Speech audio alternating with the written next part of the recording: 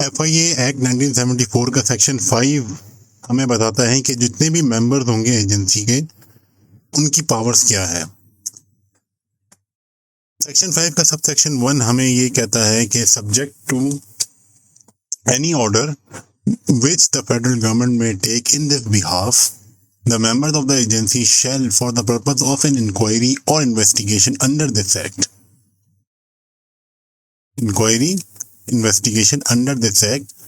have throughout Pakistan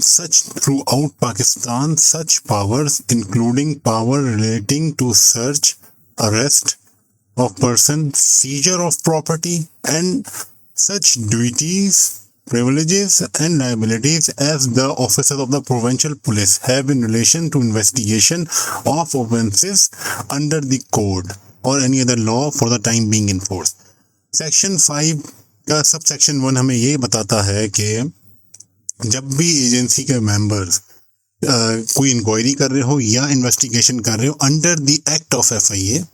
तो उनके pass through out Pakistan ऐसी पावर्स होंगी जिसके थ्रू वो सर्च कर सकते हैं, अरेस्ट कर सकते हैं, किसी प्रॉपर्टी को सीज कर सकते हैं, और उनकी जो ड्यूटीज होंगी और प्रिविलेजेस होंगे और लायबिलिटीज होंगी वो बिल्कुल ऐसी ही होंगी जैसे किसी एक पुलिस ऑफिसर की होती है जब वो कोई क्रिमिनल इन्वेस्टिगेशन कर रहा होता है कोर्ट के तहत। कोड इधर ऊपर डिफाइन किया गया था कोड ऑफ क्रिमिनल प्रोसीजर के तहत।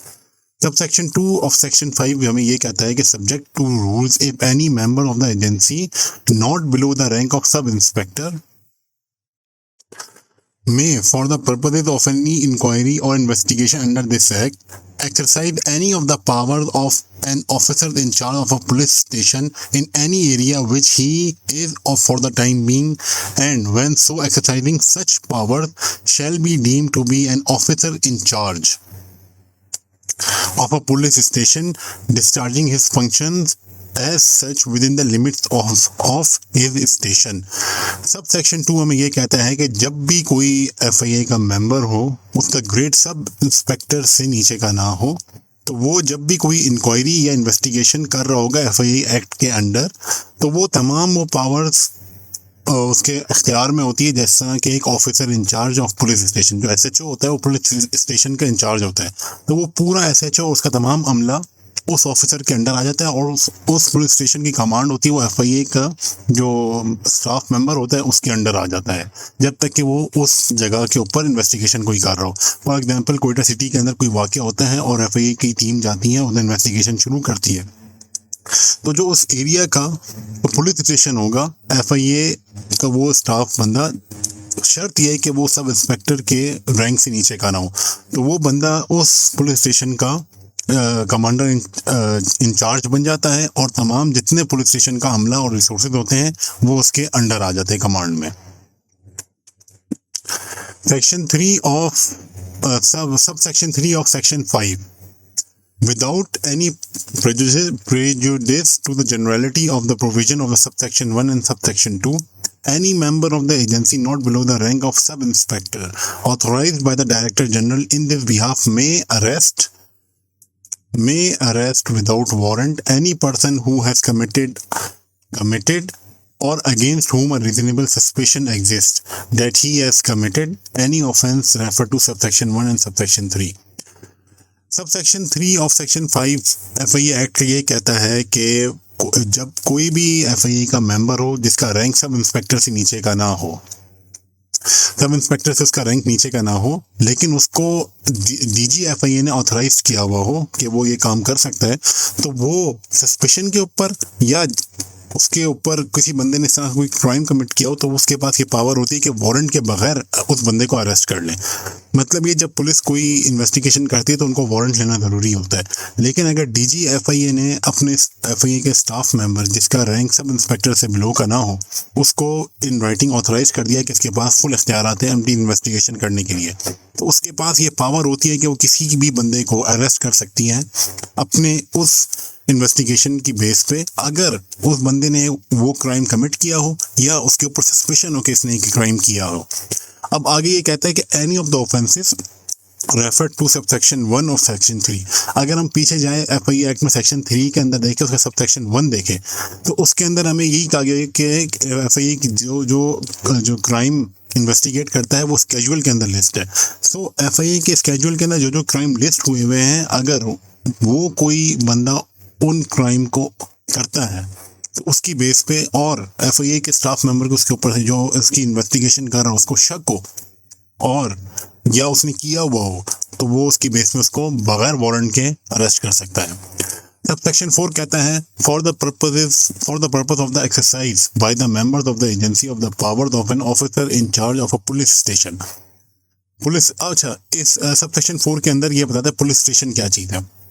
ये पुलिस स्टेशन की डेफिनेशंस बता रहा है। तो कहते हैं कि police station includes any place declared generally और specifically by the federal government to a police station within the meaning of the code. अब कोड के अंदर जो बताया गया पुलिस स्टेशन क्या चीज़ है, उसकी डेफिनेशन के मुताबिक फेडरल गवर्नमेंट ने जिस एरिया को भी डिक्लेयर किया पुलिस स्टेशन, तो उसको पुलिस स्टेशन कहा जाएगा। याद रहे कि लॉ के अंदर और स्टेट मैटर के अंदर हमारे पास जगह मैटर नहीं करती, बिल्डिंग मैटर नहीं करती, वो जुरिसडिक्शन मैटर करती है। तो कोई भी एरिया जिसको फेडरल गवर्नमेंट ने डेजिग्नेट कर दिया था पुलिस स्टेशन, तो वो पुलिस स्टेशन कहलाएगा। सब सेक्शन 5 कहता है if in the opinion of a member of the agency conducting an investigation any property which is the subject matter of the investigation is likely to be removed, transferred or otherwise disposed of before an order of the appropriate authority for its seizure is obtained. Any member may, by order in writing, such member by order in writing direct the owner or any person for the time being in possession thereof not to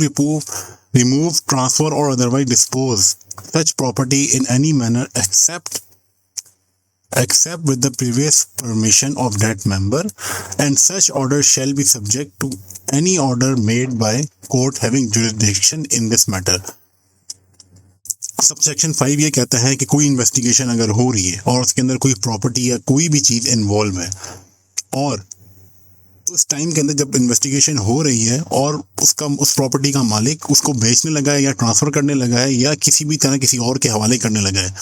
तो जो member FIA का होगा जो investigation कर रहा होगा वो owner को इन राइटिंग ऑर्डर देगा कि इस प्रॉपर्टी को for the time being sell ना करे, ना ट्रांसफ़र करे, ना कुछ करे। और अगर ज़रूरत पड़ भी गई करने की तो उसको प्रीवियस परमिशन लेनी होगी इसी मेंबर से। और ये जो इसने परमिशन ले के ही करना होगा। अगर परमिशन ना मिले तो इसने ना ये भेज सकता है, ना जो है ना इसको रिमूव कर सकता है, ना किसी और को ट्रांसफ़र कर सकता है जो उसका ओनर है इस प्रॉपर्टी का। और ये जो ऑर्डर है जो FIA का स्टाफ मेंबर देगा, ये ऑर्डर ये इसके ऊपर लेकिन कोर्ट कि जिस कोर्ट के उसके ऊपर जुरिस्डिक्शन होगी तो उसका ऑर्डर इसके ऊपर इसको ओवर रूल कर सकता है। मतलब कि अगर FIA के एक जो इन्वेस्टिगेटर है उसने आके जो है ना ओनर को मना कर दिया है कि जो है ना इस प्रॉपर्टी को आप ट्रांसफ़र ना करें, और उसने जो है ना परमिशन नहीं ली मगर कोर्ट के पास चला गया और कोर्ट ने इसको परमिशन दे दी, तो ये माना जाएगा। तो कोर्ट के पास जुरिस्डिक्शन होगी इस ऑर्डर को रिपील करने के लिए या इसमें कोई और कमेंट्स देने के लिए। सब सेक्शन 6 जो है वो कहता है any contravention of an order made under sub section 5 shall be punishable with rigorous punishment. अच्छा, ये जो ऊपर जो एक सब सेक्शन 5 है इसके अंदर जो बात की गई है कि जो ओनर है वो विदाउट परमिशन प्रॉपर्टी इस तरह की ट्रांसफ़र नहीं करेगा जब उसको इन राइटिंग ऑर्डर मिल गया है कि ये साइट जो है या ये प्रॉपर्टी जो है अंडर इन्वेस्टिगेशन है। तो लेकिन अगर फिर भी वो इसकी वो करेगा, ये ऑर्डर नहीं मानेगा, तो उसको पनिशमेंट मिलेगी इम्प्रिजनमेंट की, rigorous imprisonment for the term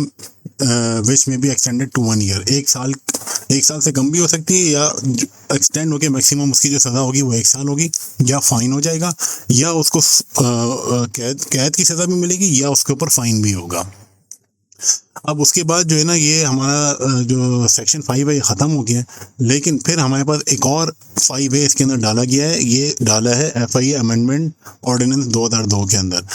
ये FIA एक्ट अमेंड किया गया है ऑर्डिनेंस के थ्रू 2002 में, और उसके तहत ये शिक डाली गई है जिसको कहते हैं 5A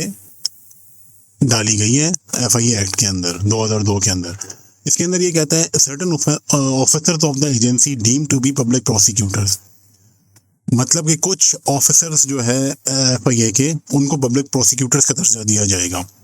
अब पब्लिक प्रोसिक्यूटर कौन होता है? वो होता है सरकारी वकील, जो कि मतलब स्टेट को रिप्रेजेंट कर रहा होता है किसी भी केस के अंदर। कोई भी केस अगर चल रहा हो अदालत के अंदर, तो एक तरफ से तो मतलब दूसरी पार्टी आती है, लेकिन अगर पाकिस्तान का केस चल रहा हो, पाकिस्तान वर्सेस लैंड के ऊपर कोई डिस्प्यूट आ गया और वो सरकारी ज़मीन है, तो पाकिस्तान की तरफ से जो वकील आएगा उसको फिर हम वकील नहीं कहते, उसको हम कहते हैं प्रोसिक्यूटर्स। अब ये जो 5A जो वो सेक्शन है, इसके अंदर वो कहता है not understanding anything contain in any order law for the time being in force, the assistant director legal and the deputy director law of the agency shall be deemed to be public prosecutors and shall be competent to institute and conduct any proceedings in cases sent up for the trial by the agency. FIA जो भी cases special courts में भेजेंगे, किसी भी court में अगर भेजेंगे, तो जो असिस्टेंट डायरेक्टर लीगल होंगे और डिप्टी डायरेक्टर्स लॉ होंगे, वो जो है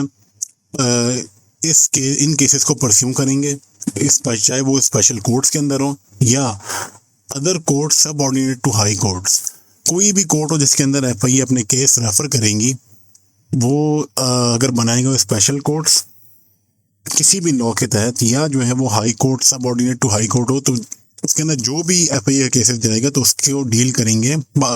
स्टेट की तरफ से। जो FIA की तरफ से जो वकील होंगे वो पब्लिक प्रोसिक्यूटर्स कहलाएंगे, उनको दर्जा दे दिया जाएगा पब्लिक प्रोसिक्यूटर्स का।